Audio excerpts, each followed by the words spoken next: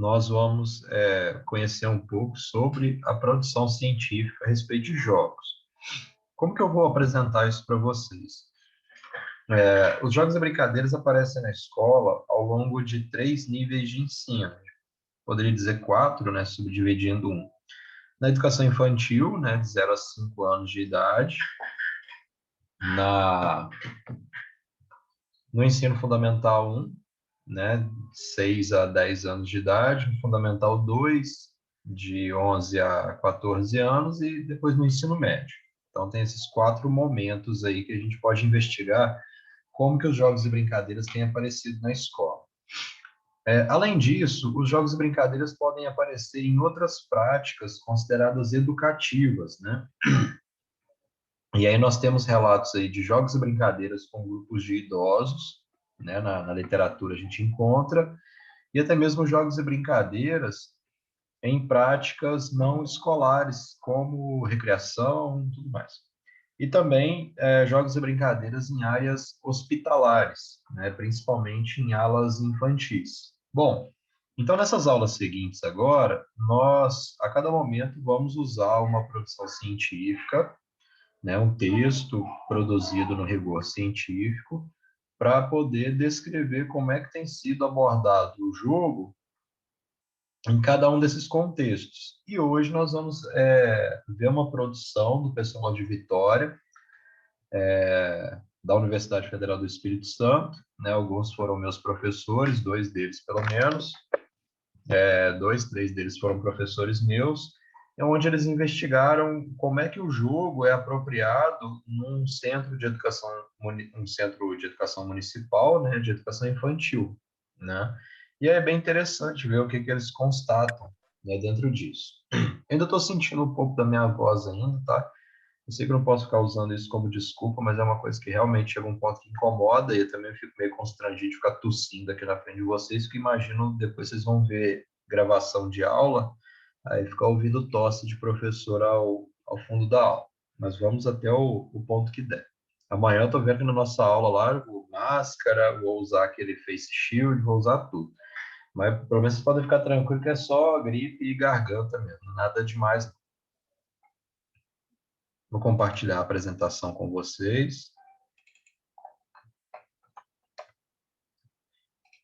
Como vocês estão chegando agora, né, no primeiro período, e a gente trabalha muito com produção científica aqui, né? Então, quando a gente vai ver um texto para falar sobre o uso do jogo na educação infantil, a gente não tenta pegar um texto assim, vou lá na internet e pego o primeiro texto que aparecer.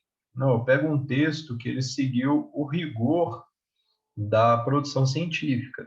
E aí, por isso, eu tive cuidado assim, de colocar, eu coloquei a referência dele aqui. Então, se vocês pegarem e copiarem o título dele e jogarem lá no Google, aí vocês vão encontrar ele. Então, tá a referência todinha aqui. Então, os autores estão aqui, né? Tá a Lívia e colaboradores, mas tem o professor André Mello, o professor Wagner dos Santos, o professor Marílio Ferreira Neto. Então, tem uma galera bem pesada aqui que ajudou na produção desse texto, né? Que são cientistas da educação física. Foi publicado na Revista Portuguesa de Educação, então foi publicado numa revista de fora do Brasil, foi publicado na Revista 28, número 1, está lá na página 95 a 106, em 2015. Qual que é a diferença de um texto publicado numa revista e um texto publicado num jornal, em outra coisa? Numa revista, por exemplo, como a Veja, a Revista Época, a Revista Isto É, se eu sou um jornalista da revista, eu escrevo o artigo, né, entrevisto alguém, faço uma coisa ou outra, tem algum rigor, tem algumas coisas, mas no máximo o editor da revista vai ler e vai dizer assim, serve ou não serve, de acordo com os interesses da revista, né? E aí eu posso publicar ou não, né? Eu já publiquei texto em revistinha aqui na UASU, por exemplo, aquela Mais Saúde.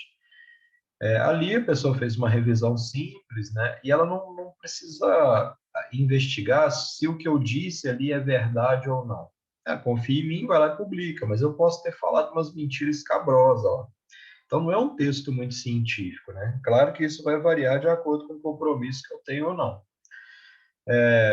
Quando a gente lê um artigo, por exemplo, num jornal como Tribuna do Leste, aqui no Açu, Então, o cara foi lá, o repórter, fez a matéria, escreveu, mas ali é um texto jornalístico, não é um texto científico que obrigatoriamente passou por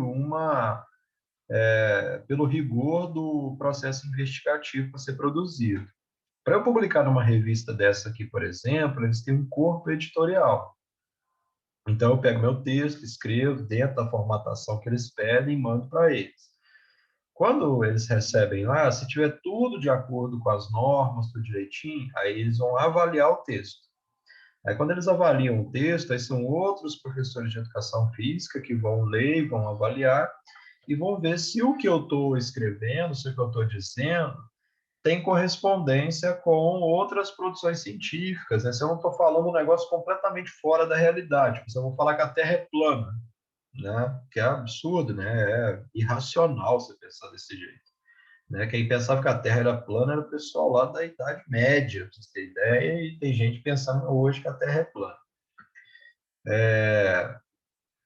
Então, para eu não correr o risco de lá dizer que a Terra é plana, esse corpo editorial vai avaliar o trabalho e aí eu posso ser aceito ou negado. Se eu fosse aceito, aí sim, vou publicar o trabalho, né? Nesse sentido, pessoal, para ser aceito, então eu tenho que ser aprovado pelos pares, vamos dizer assim, que são outros professores iguais a mim, né? Ou outros pesquisadores que estão muito acima de mim, né? Então é muito difícil que numa revista dessa você tenha uma grande besteira escrita, né? A gente vê, por exemplo, as publicações científicas sobre Covid sendo publicadas em revista como a Nature. Se um dia eu tiver um artigo publicado na Nature, provavelmente eu não vou ter, porque eu nunca vou se submeter também, né? Então, é aquela história que só erra quem bate, né? Mas, tipo, o pesquisador que tem um trabalho publicado lá ele tem que ser muito pica para poder conseguir um negócio desse, sabe? E até tem um pesquisador da educação física no Brasil que andou publicando uns textos aí, que é o Pedro Alau, lá da Universidade de Pelotas, no Rio Grande do Sul. Ele é muito foda, talvez seja o maior pesquisador da área epidemiológica no Brasil ligado à educação física. Então, só para vocês diferenciarem um pouquinho, o que é um texto científico, o que é um texto informativo, vocês pegam em qualquer lugar, sem rigor nenhum, né? Então, na internet eu vou lá e escrevo um texto do jeito que quiser, pode ter a aparência de um texto científico, mas pode não ser, tá? E do que é um texto jornalístico aí, de opinião de alguém. A opinião de alguém não tem que estar fundamentada cientificamente. O cara pode ter opinião do que ele quiser, enfim. Mas o que vai embasar a aula de hoje é um texto científico, tá? Logo na introdução, pessoal, ele vem demarcando uns pontos assim, que são bem interessantes, sabe? E aí, esses pontos que ele vem demarcando, assim, eu coloquei aqui em citações maiores, mas é mais para vocês terem acesso, sem precisar ler o texto todo, né? Porque o texto tem 22 páginas, contando com a referência, e eu sei que para quem está começando agora e para quem está voltando a estudar, por exemplo, se eu usar 5 textos científicos de 20 páginas, vocês vão ter 100 páginas para estudar para a prova. Então, isso pesa um pouco, eu tenho consciência disso. Talvez lá pelo quarto, quinto período, eu já coloque 100 páginas para você estudar sem me preocupar muito, porque aí vocês têm que dar conta mesmo. Mas agora eu acho desnecessário. Então, olha, historicamente a escola tem lançado sobre as crianças um olhar que as concebe como seres incompletos e incapazes, que precisam ser preenchidos pelo adulto. Desculpe, deixa eu voltar aqui, ó. Então, é jogo e protagonismo da criança na educação infantil. Esqueci de ler o título para vocês. Então, é especificamente sobre o jogo na educação infantil. E aí coloca essa palavra aqui, protagonismo, né, que é uma palavra importante. Então, historicamente, a escola vem lançando para a criança um olhar como se elas fossem seres incompletos, né, como se lhes faltasse alguma coisa para serem sujeitos, né? Que precisam ser preenchidos pelo adulto para que possam alcançar sua maturidade. Então, é aquela ideia que eu até falei na aula de dimensões, da tábula rasa, do vaso, né, vazio, né, que precisa ser preenchido ali pelo conhecimento do professor ou pelo conhecimento dos adultos, né? As crianças são representadas pela sua negatividade, ou seja, por um conjunto de procedimentos que negam suas ações. Aí, às vezes nem nega, mas às vezes tira a importância daquilo que a criança faz. Capacidades e autoria, né? Como se o que ela fizesse não tivesse relevância, sob o argumento de que não tem condições de tomar decisões e pensar por si mesmas, né? Por isso elas precisam de um responsável, então. Mas será que isso é suficiente para a gente tirar a importância de tudo que a criança faz?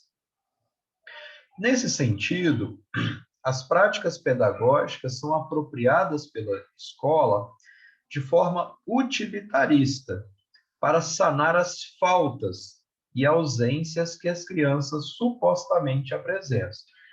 Então, a criança não tem um aspecto afetivo e social desenvolvido. Então, vamos colocar aqui uma prática para a criança desenvolver o aspecto afetivo e social.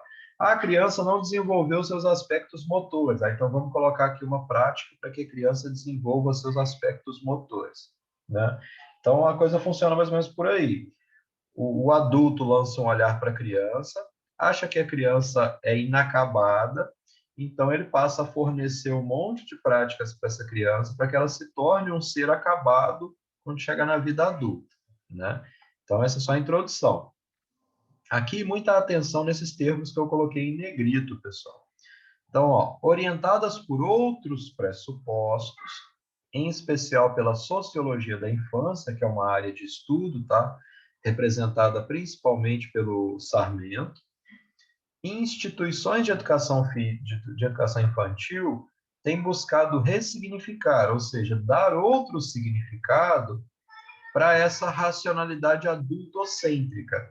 Então, a racionalidade adultocêntrica é essa forma de pensar que coloca o adulto no centro das práticas com as crianças pequenas, né? Aqui, só para vocês terem ideia, são crianças de 5, 6 anos que fizeram parte da pesquisa, né, que é a educação infantil. Então, vamos lembrar, racionalidade adultocêntrica é a que coloca o adulto no centro, né, como protagonista das práticas. Então, ele que escolhe tudo, ele que determina tudo.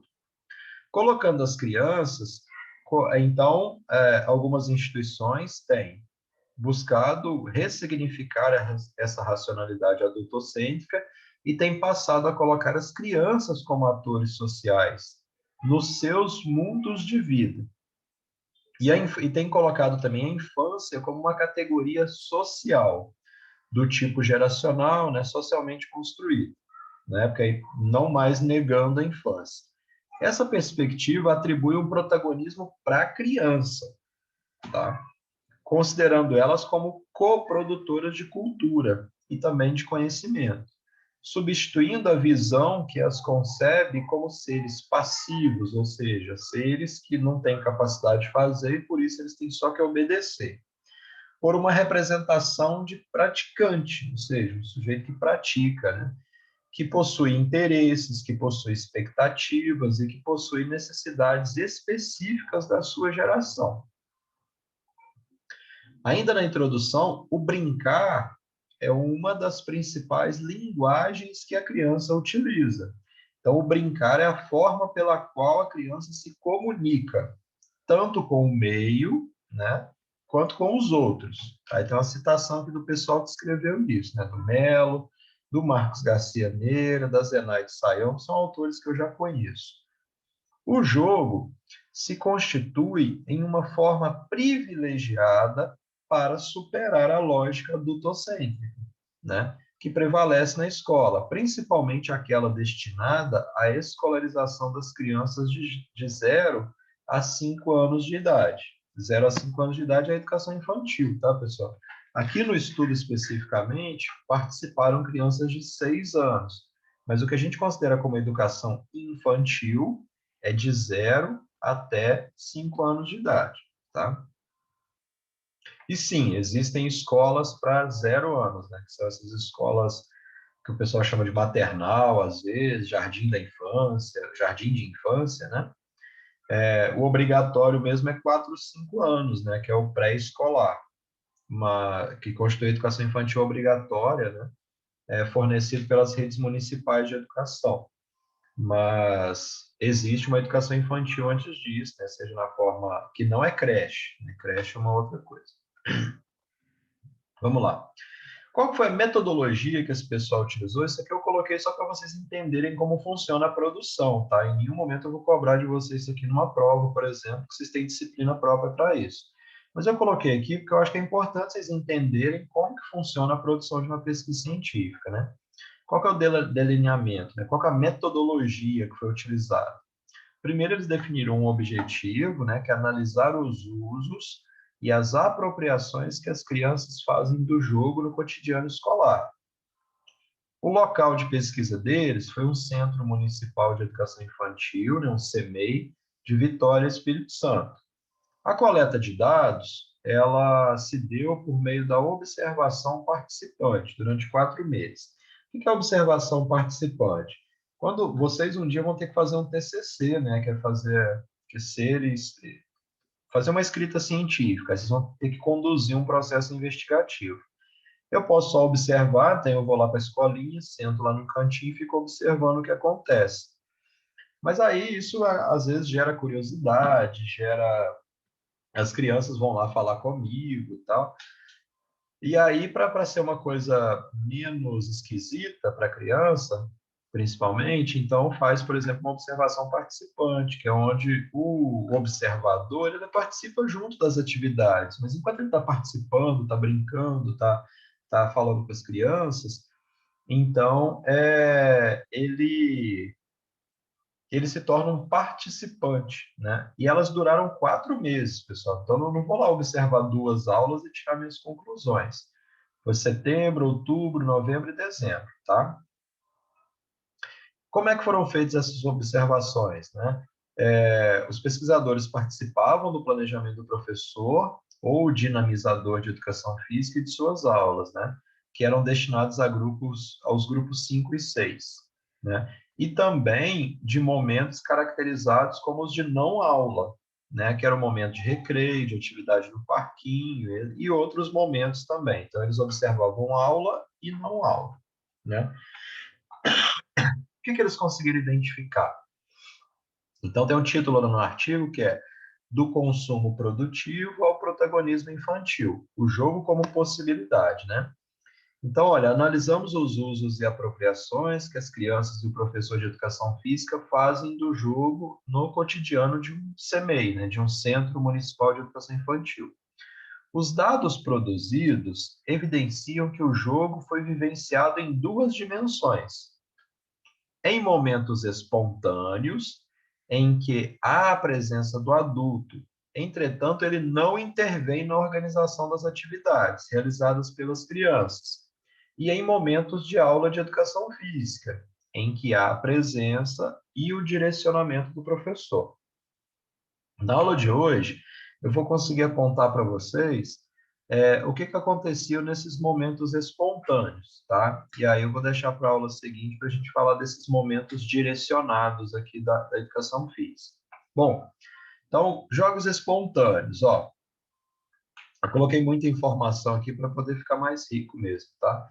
Quando as atividades são realizadas em momentos espontâneos, como na hora do parquinho e do recreio, é possível perceber a predominância dos jogos simbólicos. Jogo simbólico é jogo de faz de conta, tá? De acordo com a classificação proposta pelo Caloá, 1990, os jogos caracterizados pelo predomínio da fantasia e da imaginação são denominados de mimicry. Neles, os jogadores internalizam papéis sociais e situações que diferem da realidade em que estão inseridos.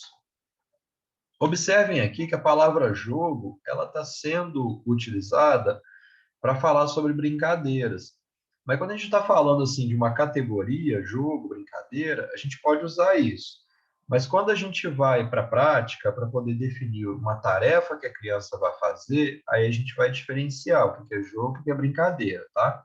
Mas quando a gente está falando de uma categoria de atividade, a gente pode usar jogo e brincadeira como sinônimo, não tem problema, tá? Os grandes autores fazem isso. Mas quando a gente vai determinar uma tarefa para a criança e vai separar categorias de jogos e brincadeiras, ou classificar os jogos e brincadeiras, aí a gente vai precisar definir o que envolve competição, o que não envolve competição, tá? Aí aqui, pessoal, tem um trechinho aqui, ó, do relato dos pesquisadores. Observamos algumas crianças sobre a borda do brinquedo, né, que era um barco de plástico, e perguntamos: do que vocês estão brincando? Uma criança respondeu: estamos surfando na prancha. Então, ó, está referenciado aqui no Diário de Campo, que foi feito lá em 2011 a pesquisa. Naquele momento, estava acontecendo uma festa, que é outro relato. Participamos da festa, quando a pesquisadora comentou: quero comer um bolo. Uma criança pegou umas folhas redondas e falou: é de mentirinha, tia. Então, veja que quando eles organizam as próprias brincadeiras, essas brincadeiras são muito diversas, né? E elas são carregadas ali de significados. Ainda sobre esses jogos espontâneos, além de separar o objeto de significado, os jogos simbólicos também se caracterizam pela imitação de papéis sociais, como demonstram as seguintes narrativas. Observamos 4 crianças brincando. Uma menina representava a mãe, um menino o pai, outro menino o filho, e uma menina era uma gatinha. Outro relato. Uma criança chegou próximo à pesquisadora e falou: você quer suco de quê? Ela respondeu: de manga. Ele saiu correndo, foi ao seu restaurante, que ficava localizado na parte superior do escorregador, preparou o suco e trouxe para a pesquisadora. Então, olha quanta coisa está envolvida. Então, aqui, quais são os papéis sociais que eles estão representando? A menina está representando o papel da mãe, o outro menino está representando o papel do pai, o outro menino está representando o papel do filho, e cada um deles tem suas características. É interessante observar quais são as características da mãe, que é representada pela criança. Às vezes é uma mãe que é violenta, às vezes é uma mãe durona, às vezes é uma mãe brincalhona. Qual que é a característica do pai? Será que o pai é... E normalmente essas características estão associadas de alguma maneira à realidade social de onde essas crianças surgem, tá? E uma menina era uma gatinha. Por exemplo, quando eu tenho a gatinha, às vezes eu observo meus alunos brincarem e a realidade deles, a mãe ou o pai, ela pode bater na criança, né? Então, que tipo de valor eles estão reproduzindo ali quando eles fazem aquela brincadeira? Às vezes a gente vai ver uma criança que maltrata o animal, né? Eles estão trazendo isso de algum lugar. E na outra aqui, né? Então o menino ele é dono de um restaurante. No restaurante dele se serve suco, né? Então olha o que ele é capaz de produzir. Então aqui ele tanto internaliza um papel, né? Que olha, eu sou um dono de restaurante agora e eu sirvo, né, as pessoas que chegam até o meu restaurante. Como ele também modifica esse mundo que ele está se apropriando da maneira dele. Então, no restaurante dele vai servir as coisas que ele acredita que tem que servir. Então, ele é capaz de modificar um pouco essa imagem que ele está se apropriando dela. Ainda sobre esses jogos espontâneos, né? No fragmento a seguir, extraído dos registros da observação participante, evidencia os diferentes usos e apropriação do jogo pega-pega, realizado pelas crianças. Então, como nós vimos lá na quadra nas nossas aulas práticas, pessoal, existem uma infinidade de tipos de pega-pega. Então, as crianças se apropriam desses que existem e, às vezes, eles criam outros diferentes daqueles. Então, é aquela ideia assim, a criança ela não só reproduz a cultura que existe, mas ela também é capaz de construir, ela é capaz de modificar o patrimônio cultural que existe, né? Dando a sua identidade para as brincadeiras que ela está se apropriando. Vamos lá. Eles estavam, vou voltar aqui. Eles estavam brincando de chapeuzinho vermelho. No começo, a brincadeira estava bem bagunçada, até que uma aluna pediu para todo mundo sentar, que ela iria organizar os personagens. Algumas crianças não queriam sentar, mas ela falou: quem não sentar não vai brincar. Todos sentaram. Cada criança representou algum personagem. O personagem que fosse o lobo seria o pegador, tendo em vista que, na história infantil, o lobo come a vovó e depois se veste de vovozinha.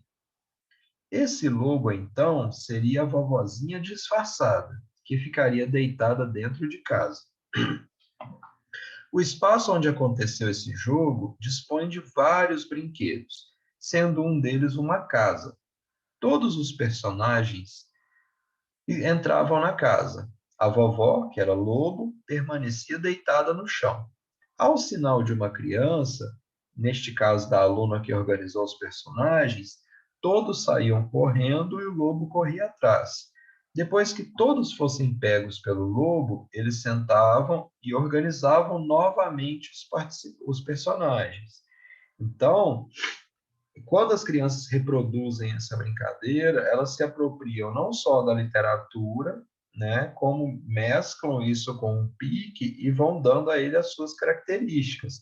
Aí quando a criança vai dizer ali, olha, é assim que se brinca. Não, ó, vamos fazer diferente. Então ela vai se apropriando de um patrimônio cultural que existe, como também ela vai modificando esse patrimônio cultural que existe. Só para vocês terem uma ideia, eu vou iniciar aqui a parte dos jogos direcionados e depois eu vou parar, não só porque por causa da voz, mas também, principalmente por causa da voz, mas porque eu preciso deixar um pouco disso para semana que vem, de todo jeito eu não iria terminar. E os jogos direcionados, como que eles funcionam? Primeiro ponto é que esses jogos direcionados eles têm que seguir as orientações do currículo, né? Do que diz assim, do que eles são obrigados a ensinar ou não, né? O currículo naquela época, em 2011, quando foi feita a pesquisa, ele era representado pelo Referencial Curricular Nacional para a Educação Infantil, que foi elaborado lá em 1998. Então, é um documento de 98, embasando uma prática de 2011. Ele evidencia a importância que se atribui à rotina no cotidiano escolar. Essa ideia de rotina, pessoal, ela impacta a educação infantil até hoje, tá? Então, tem muita coisa que a gente pega a minha filha mesmo numa escola particular, ela tem lá nos horários de aula dela, e tem uma parte lá que é direcionada à rotina. Então, o que representa a rotina? Ela deve ser orientadora da organização e do planejamento das práticas pedagógicas, dos processos de ensino-aprendizagem, que é a aula, dos cuidados higiênicos e físicos necessários ao atendimento das crianças, né? Aí aqui dentro está colocado, por exemplo, desde o momento como a criança chega, a maneira que ela vai para a sala de aula, alimentação, higiene e até descanso, né?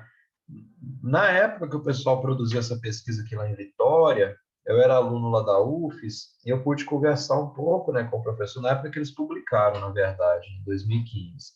E aí o professor colocando que se você somar o tempo que as escolas, né, que os centros de educação infantil, que eles dedicam à rotina, quando você vai ver, considerando rotina como higiene, alimentação e descanso, às vezes a higiene, alimentação e descanso estão ocupando muito mais tempo da carga horária do que aula, né? Então tem muito mais rotina do que aula, porque a rotina é uma coisa fácil de se conduzir. A aula não, a aula você precisa planejar, tudo mais.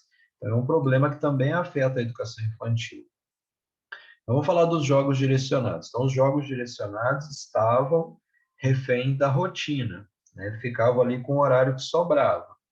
Os jogos no contexto das aulas, em que há a presença do professor de educação física. Então, esses que são os jogos direcionados.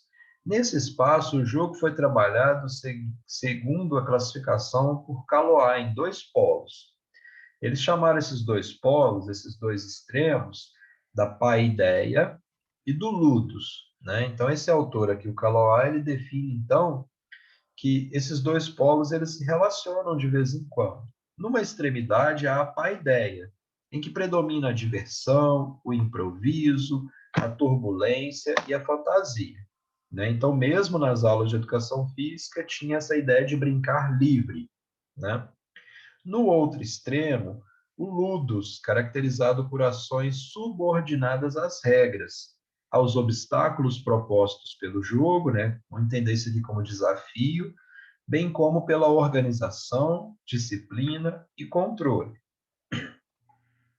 Algumas aulas de educação física foram influenciadas pela rotina, né, das crianças, que pode ser o horário do jantar, do pátio, da higienização e do descanso, e que o professor construiu seus planejamentos e suas ações de acordo com o tempo que ele dispunha, ou seja, o tempo que sobrava. Numa das atividades que o professor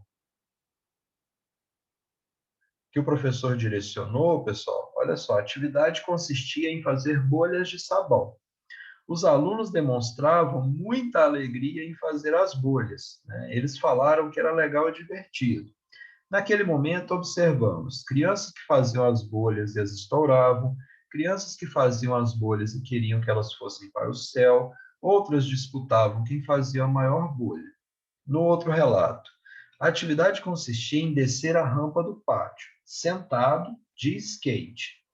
No início, todas as crianças fizeram a mesma coisa. Pegaram o skate, sentaram e desceram a rampa. Depois observamos algumas crianças descendo de diferentes maneiras no skate, de barriga para baixo, com os pés no chão, parando durante a descida. Então, no primeiro momento, eles reproduzem, né? Vamos fazer de um jeito seguro. Depois, eles começam a dar o seu jeito, né? Da primeira atividade, é uma atividade muito simples, fazer bolha de sabão. Né? Imagina, tu vai passar o quê? 30 minutos, 40 minutos, 50 minutos fazendo bolha de sabão, é muito pouco. E na outra, uma atividade um pouco mais complexa, que requer mais atenção do professor, porque dependendo da maneira como os alunos fazem, pode envolver mais ou menos riscos, né? Por que que há uma diferença tão grande entre as duas atividades? Dependendo do horário que o professor dispunha, né, e o que que os alunos tinham que fazer depois, ele procurava não fazer atividades muito complexas, que envolvessem muitas regras, porque se ele fizesse questões muito complexas, para que ele pudesse conduzir esses alunos para a rotina depois, seria mais difícil. E às vezes também quando ele dispunha de menos tempo para a tarefa. Mas quando ele dispunha de mais tempo para a tarefa, ele acabava então procurando levar atividades que fossem um pouco mais complexas para esses alunos e que eles pudessem explorar mais a possibilidade. O que é legal de observar aqui, principalmente na segunda atividade, é que apesar de ser uma atividade direcionada pelo professor, em que ele levou o skate e propôs aos alunos que descessem a rampa, ele não determinou como os alunos tinham que descer, né? É, os alunos, né, que foram propondo maneiras ali de fazer. É claro que se os alunos fossem propor descer o skate de ponta cabeça, né, plantando bananeira, talvez o professor fosse intervir, porque talvez não fosse muito seguro eles fazerem isso. Então, que mesmo nos jogos direcionados, o professor permitiu que os alunos tivessem um protagonismo, fizessem suas escolhas e construíssem formas, né, de se apropriar daquele brinquedo, né, que o skate, nesse momento, ele se constituiu enquanto um brinquedo para essas crianças. Na próxima aula, pessoal, apesar de eu estar terminando um pouco mais cedo, na próxima aula a gente vai investigar um pouquinho mais a natureza de outras tarefas que esse professor propunha a esses alunos e como esses alunos se apropriavam dessa atividade, né? E aí a gente já começa a conversar um pouco também sobre a educação física no ensino fundamental 1, com crianças de 6 a 10 anos de idade. O que eu gostaria que vocês lembrassem bastante a respeito desse ponto? De vocês lembrarem que dessa lógica de que quando a gente fala de criança, a gente está falando numa lógica adultocêntrica, né, que coloca o adulto no centro e marginaliza a criança. E que nós precisamos de um outro referencial que coloque a criança no centro da importância. E essa lógica, ela já existe, né, que é um referencial que se tem, por exemplo, é o referencial da sociologia da infância, né? O referencial da sociologia da infância, quero que vocês lembrem bastante desse termo, para toda vez que for falar de criança, vocês lembrarem que existe uma área de pesquisa, de discussão, que considera, então, que a criança deva ser protagonista, né? Que a criança ela tem a capacidade de ser coprodutora de cultura. E como ela tem essa capacidade de ser coprodutora de cultura, ela deve ser considerada como um sujeito, né? Não como um ser incompleto, mas como um sujeito, né? Um sujeito do seu próprio tempo, um sujeito da infância, que tem sua própria forma de ver o mundo, né? Que é uma forma diferente da do adulto mesmo, mas nem por isso ela é pior, né? Na sua forma de ver o mundo. Ok, pessoal? Então eu vou colocar essa apresentação lá e quando vocês forem revisar, tenham muita atenção nesses termos que são colocados em negritos. Eles já são uma pista sobre aquilo que é mais importante vocês saberem, seja para a prova, seja para o trabalho, seja para a própria formação de vocês, né? Alguma dúvida, algum ponto que vocês gostariam de que eu explicasse melhor?